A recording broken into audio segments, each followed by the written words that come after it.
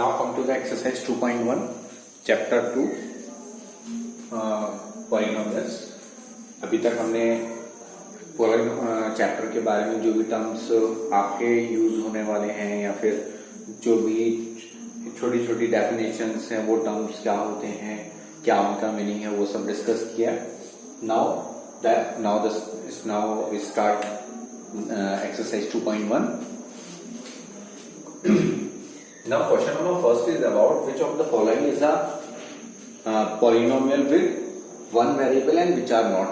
State your reasons or give reasons. आपको बताना है कि इनमें से कौन से जो आपको इक्वेशंस गिवन है वो पॉलिनोमियल्स हैं और वन वेरिएबल भी होनी चाहिए, और कौन सी इक्वेशन पॉलिनोमियल नहीं। दोनों ही आपको उसका आंसर देना है।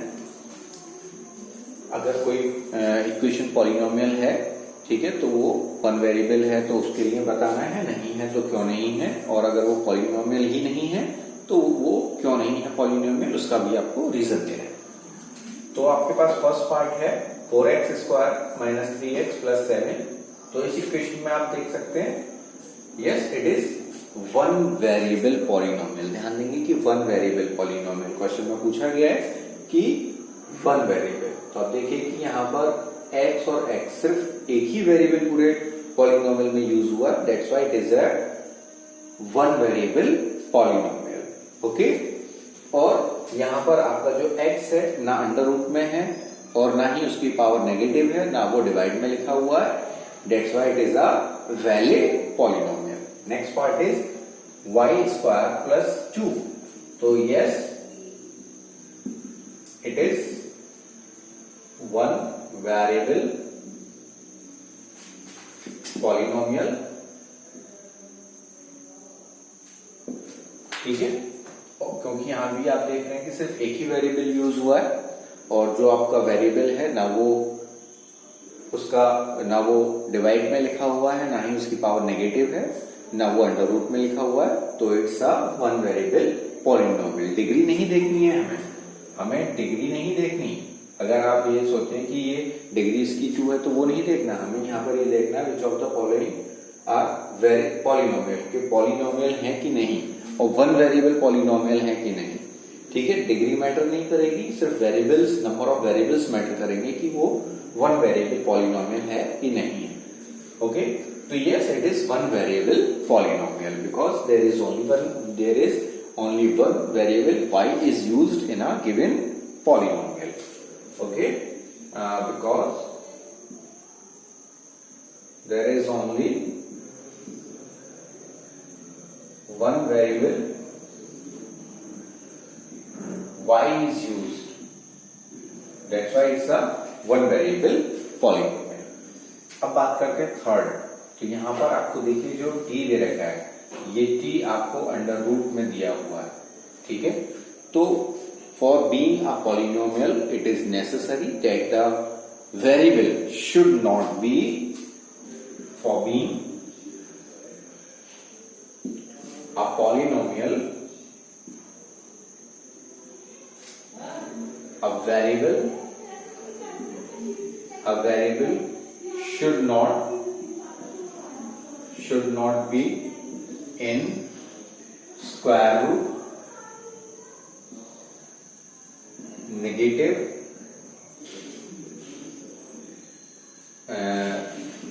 power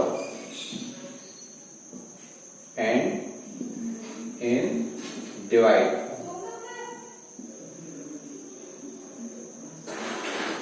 form।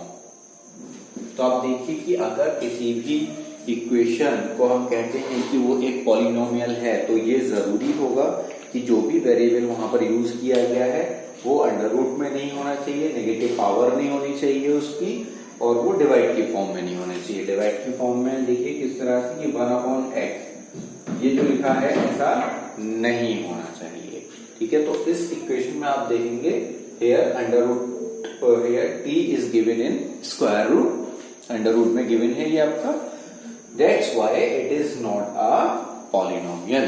तो इसलिए ये हमारा क्या हुआ, पॉलिनोमियल नहीं होगा।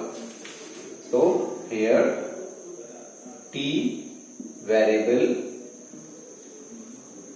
the variable is in under root, therefore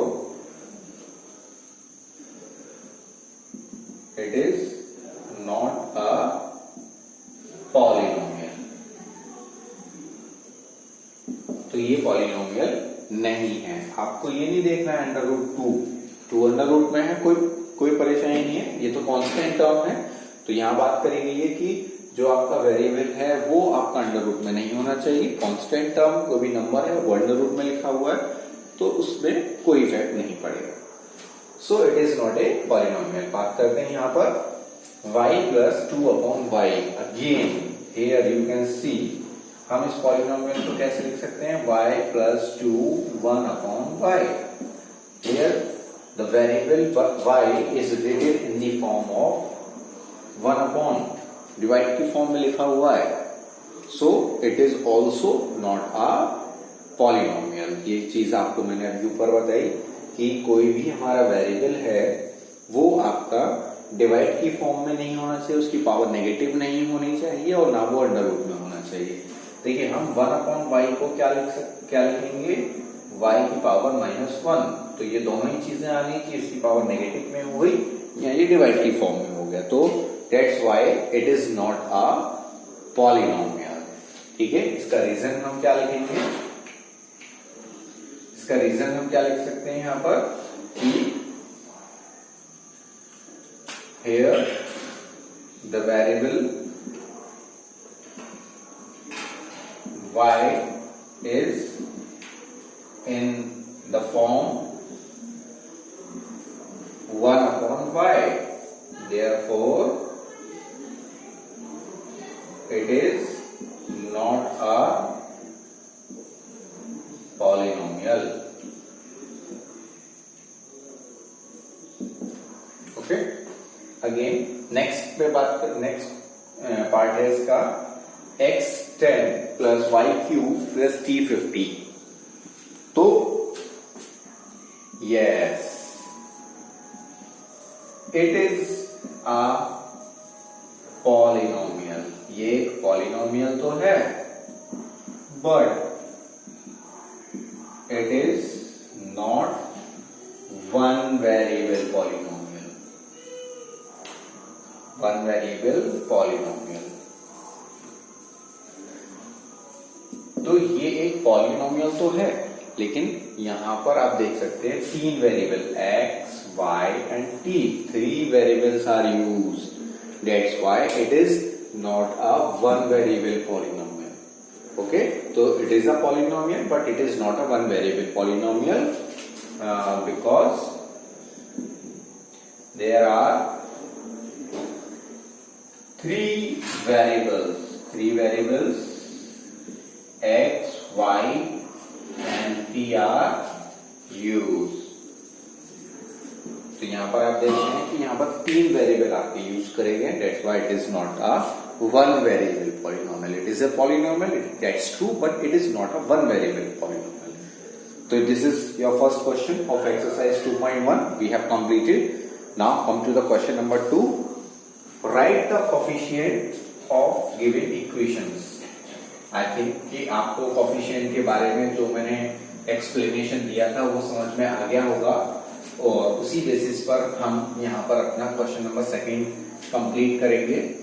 ठीक है, क्वेश्चन नंबर 2 देखिएगा एक्सरसाइज 2.1 के अंदर।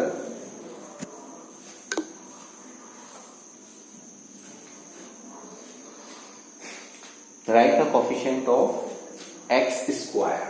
Question number 2. Write the coefficient of x square. सिर्फ आपसे जो पूछा गया है वो सिर्फ x स्क्वायर का पूछा गया है। ध्यान देंगे कि सिर्फ x स्क्वायर एक ही वेरिएबल का पूछा गया है। आपका क्वेश्चन है 2 plus x square. First part है आपका 2 plus x square plus x. ठीक है, तो the coefficient of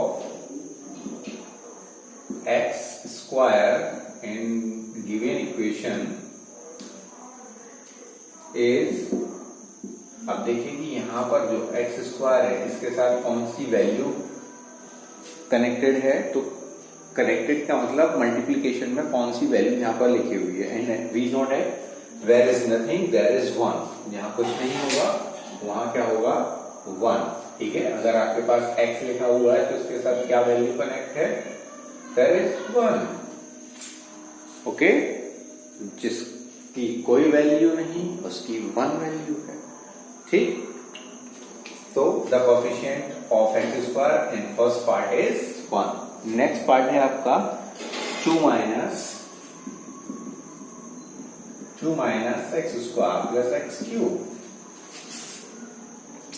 Here you can see the coefficient of x square is क्या होगी, -1। आप देख सकते हैं कि यहाँ जो आपका एक्स स्क्वायर लिखा हुआ है उसके साथ भी कोई वैल्यू नहीं है, तो ऑब्वियसली उसकी वैल्यू 1 होगी। बट ध्यान देंगे कि उससे पहले जो साइन लगा हुआ वो नेगेटिव का है, that's why we write down -1। Next part π/2 x square plus x. Okay, so the coefficient of x square is π/2। आप देख सकते हैं कि यहाँ पर x स्क्वायर के साथ क्या वैल्यू कनेक्ट है, π/2। so the coefficient of x square is π/2। now the question part 4, here it is √2x plus 1। ध्यान देंगे कि there is no any x square, यहाँ पर x square लिखा ही नहीं गया हुआ है। मैंने जब आपको कोएफिशिएंट की डेफिनेशन बताई थी वहां एग्जाम्पल भी दिया था इस बारे में कि जहां जिस वेरिएबल के बारे में आपसे पूछा गया है अगर वो वेरिएबल वहां नहीं होता है इस इक्वेशन में, then the coefficient of that variable will be 0। तो the coefficient of x square in given equation is 0 because the variable x square is not present in the given equation। when the variable is not there then it becomes 0। इस equation को आप कुछ इस तरह भी लिख सकते हैं, 0x square plus √2x plus 1। that's why the coefficient of the given variable is 0। now the question number 2 is completed। question number 3, give an example of binomial। आपको क्वेश्चन नंबर 3 में एक बायनोमियल टर्म क्रिएट बनाना है, binomial term बनाना है, binomial equation बनानी है आपको, binomial equation with degree, binomial equation with degree 35। अब ध्यान देंगे कि बायनोमियल का मतलब क्या था, 2 टर्म्स। आपके पास इक्वेशन के अंदर 2 टर्म्स होने चाहिए। तो 2 टर्म्स का मतलब क्या हो गया आपके पास कि जो हम यहाँ पर इसका आंसर बनाएंगे, सॉल्यूशन जो होगा इसका, आप उसको लिख सकते हैं x plus y। 2 टर्म्स हो गए अब आपके पास, लेकिन यहाँ पर क्या कहा गया है, डिग्री 35, तो x 35। Simple. There is not only a one solution of this equation, you can write any of the equation having 2 terms, but the degree should be 35। ये चीज फिक्स है कि आपको डिग्री हमेशा 35 ही रखनी है। आपके टर्म्स कोई भी हो सकते हैं, आप इसको 2x plus 1 power 35, आप टर्म्स कोई भी ले सकते हैं, मगर उसकी जो डिग्री आपको रखनी है वो हमेशा 35 ही रखनी है। ये चीज उसने फिक्स कर दी है। आगे हम देखें, इसी में आपको दिया गया है मोनोमियल बनाना है। आपको एक और जो दूसरा क्रिएट करना था, मोनोमियल इक्वेशन बनानी है विद डिग्री 100। ठीक है, तो यहां पर क्या हो गया कि डिग्री आपकी 100 फिक्स हो गई है। ठीक है, अब आपको इक्वेशन बनानी है, तो इसका सॉल्यूशन आप क्या लिख सकते हैं, x 100। सिंपल। ठीक है, आपको वेरिएबल बनाना है और या फिर 5/100, ठीक है। तो आप इसको इस तरह से लिख सकते हैं। Now the question number 3 is also completed where we have to give the example of the binomial and the monomial equation with the fixed degree 35 and 100. So we created both of the equations. You can create the equation by taking different variables, but it is fixed that the degree should be 35. Here the degree should be 100. You can take any of the term. आप कोई भी term वहां पर ले सकते हैं। Now write the degree. Now question number 4. अब हम क्वेश्चन नंबर 4 की बात करते हैं। Here it is the question about the degree. अब आपको डिग्री बतानी है कि इक्वेशन की डिग्री क्या होगी। आपको पहले ये चीज मैंने डेफिनेशन में बताई थी कि डिग्री हम किसको कहेंगे, ठीक है। Degree means maximum power. आपको इक्वेशन के अंदर जो मैक्सिमम पावर है वही आपकी डिग्री है। 5x cube plus 4x square, first part है आपका 5x cube plus 4x square plus 7x। This is the equation given. So the degree of the given equation is maximum. आप देखिए power कितनी आ रही है यहाँ पर 3। This is the answer. You just write down the maximum power of the equation and that is the degree of the given equation. तो वो आपकी क्या होगी, उस इक्वेशन की डिग्री होगी। Next is 4 minus Y square. Second part is 4 minus Y square. आप देखिए यहाँ पर। So the degree of given equation is 2. Third part 5t minus under root 7. So degree of given equation is 1. आप देखिए कि यहाँ पर जो t आपका वेरिएबल है उसमें आपकी जो मैक्सिमम पावर है वो 1 है। Fourth part 3, it is a zero polynomial. Again ये चीज आपको ध्यान रखनी है कि जहां भी आपका कांस्टेंट टर्म है, ये मत समझिए कि वहां तो आपको वेरिएबल गिवन नहीं है। तो it is a zero polynomial. ये एक जीरो पॉलिनोमियल है, तो हम इसको कैसे लिख सकते हैं, 3x 0। Therefore degree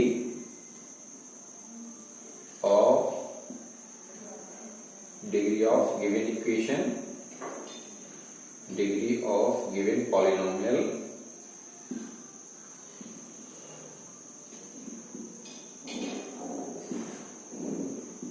is 0. Okay, it is a zero polynomial, so we can write it like 3x power 0.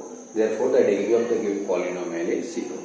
ठीक है, तो डिग्री का मतलब आपको क्या करना है, मैक्सिमम पावर देखनी है। तो इक्वेशंस के अंदर क्या मैक्सिमम पावर है, that is the answer of your question. Question number 5 की बात करें, classify as linear, quadratic and cubic polynomials। ठीक है, तो मैंने आपको लास्ट जो मैंने अभी आपको वीडियोस बताई उसमें आपको जो एक्सप्लेनेशन दिया उसमें आपको मैंने तीनों के बारे में डेफिनेशंस दी थी, एग्जांपल्स दिया था। तो लीनियर कौन सा पॉलिनोमियल होगा, हैविंग मैक्सिमम डिग्री 1। यहां पर जो डिग्री होगी 2 और क्यूबिक के अंदर जो डिग्री होगी that is 3. Okay, just a minute.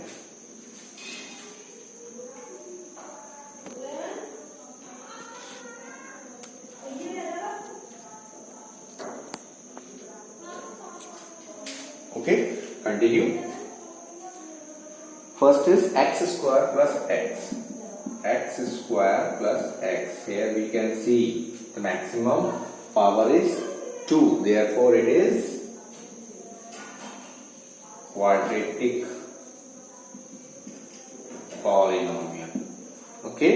Next is x minus x cube. X minus x cube. Then it is cubic polynomial.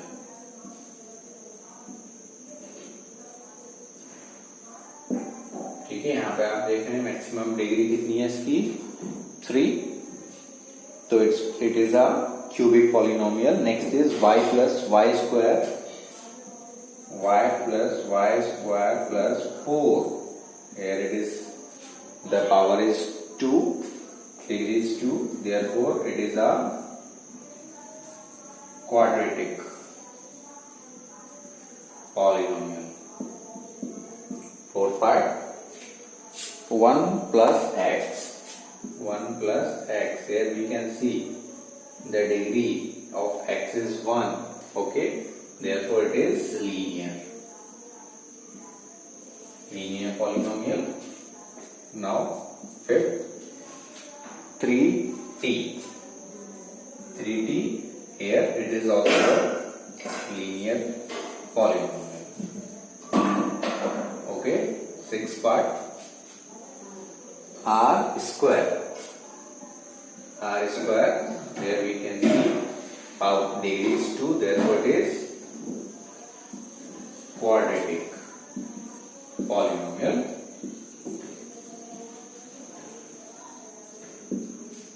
And seventh part, 7x cube. Here the degree is 3. Therefore, it is a cubic polynomial.